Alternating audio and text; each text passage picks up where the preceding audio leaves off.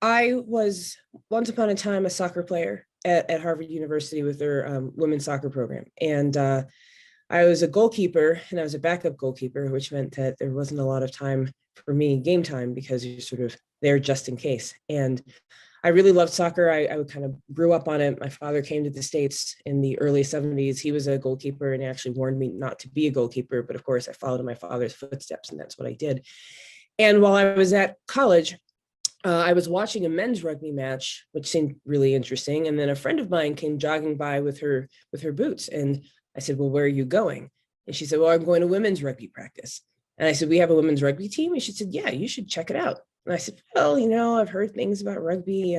That's really physical, and maybe I wouldn't like it." And went to my first practice, and that was literally it. It was probably love at first sight with respect to rugby. And I played my last 2 years in college, switching over from soccer to rugby. And then I played at the club level and the elite level, and had a few years where I was chasing the national team seven stream. So when my playing career ended, it was time for me to think about how I could contribute to the game. And I decided to start coaching.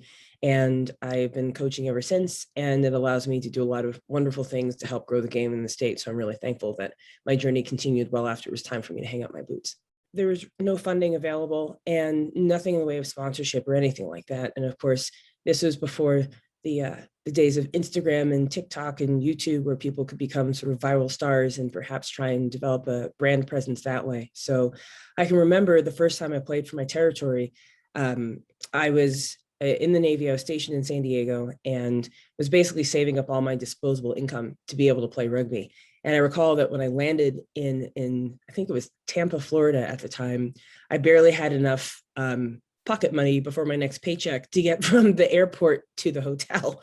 So I had to wait for somebody to come pick me up. And I know a lot of us were sort of funding our dreams on what we could save in our piggy banks and what we could creatively figure out how to put on our credit cards. So it was definitely a financial strain. And obviously, all of our extra time was focused on rugby and flying to tournaments and finding opportunities to play, because we knew that if we didn't get to the right spots to get the right type of training, then that would make it much harder for us to put up our hands to get potentially selected for bigger and better things like invitations to the national team or things like that. So it was, in retrospect, it was worth it, but it was definitely financially difficult. And I also think about who are the other women who could have put their hands up, but for the fact that they just didn't have the funding to be able to do so.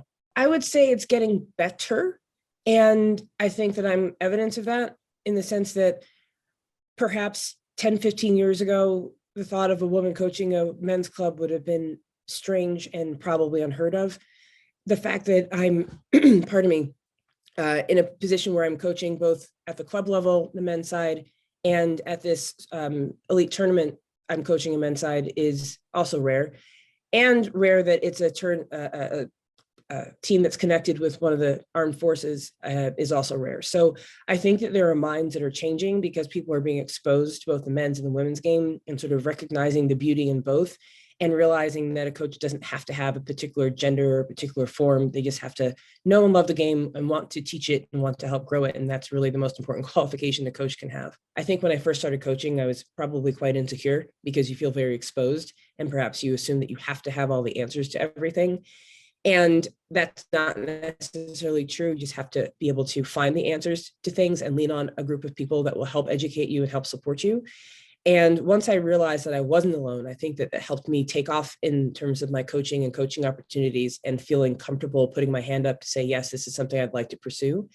And even this role that I have with All Navy came from not only educating myself and going to, at the time was a USA Rugby National Development Summit, and sitting in a masterclass with the current men's coach, Mike Friday, and realizing that I knew more than I thought that I did. And when this All Navy spot opened up, I should really put my CV in and see if they would select me. So for me, it's really recognizing that this is a journey and it's a continuum, and you have to keep learning, you have to keep coaching. But it's so important for a coach, especially a new coach, to surround him or herself with people that will support that journey and provide that education and provide an environment where they can ask questions, they can map things out, and then building a team around you that you enjoy working with. One of the senior members of my club who no longer plays anymore, he is from Galway, and he connected me with one of the Connacht folks when he was over in the United States, talking to different clubs, talking to the professional club with the MLR there, and floated the idea. And of course, like kid in a candy store, I was excited about the prospect, was able to meet Carl Boyle, have a good conversation with him, sent over my CV and crossing my fingers that they wouldn't think that I was some American crazy coming over. But it is, and it is it was an amazing few weeks that I was able to spend in Connacht, because not only was everybody so open and welcoming and supportive, and just every question that I had got answered, and everything that I wanted to see, I was able to see. But it gave me such a new perspective on the game, and on how it can be played, and how it can be supported, and how people can be educated. And I keep telling people, it was almost as if the prescription of my rugby glasses got changed, because I could see the game, but then I could see it better, and I could see it with new depth and new dimension.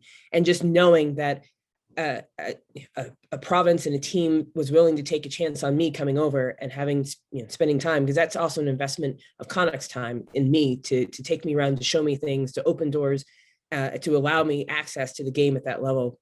It's the best 2 weeks that I've spent in my life with respect to rugby. As a head coach, occasionally I get mistaken for other things, like the trainer or the team equipment manager, which was interesting. But it's funny, or a coach would introduce himself to my officer in charge because they thought he was the head coach and I was some other member of the organization. With us, there's really, I'm the coach, but it's not, oh, there's the female coach of all Navy. There's the coach of all Navy. And that's just how it is.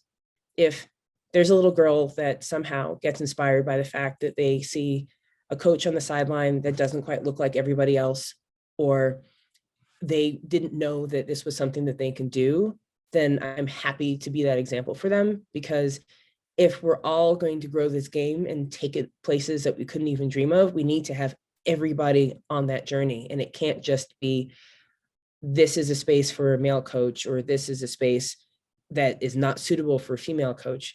If you want to have the best outcomes, you have to have the best people, and the best people will be from different backgrounds and bring different things to the table. So I would encourage that nervous person, or that woman that says, well, I'm not sure if I can do this, or I don't know if this coaching job is for me, or I don't know enough.